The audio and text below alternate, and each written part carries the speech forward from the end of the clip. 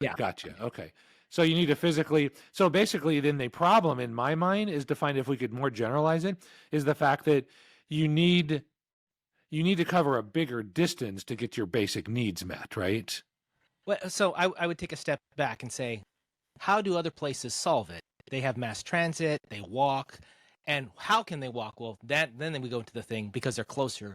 Land was more expensive. Older areas of the country, older countries, land is probably more expensive because people have been living there for a long period of time. We Mm-hmm. went through a phase 150 years ago where land was free if you could just settle down, right? Yeah. And so as we moved west, this concept of I get big land, I get big houses because of that, kind of built these massive sprawling cities.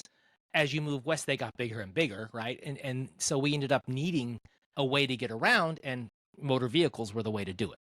So in that case, can we just generalize and say then the population density started to decrease then?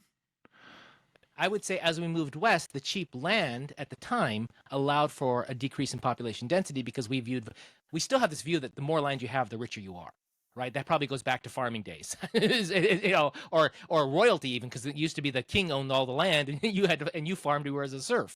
So Yeah. I wouldn't surprise me if land ownership is still heavily tied in our minds to wealth.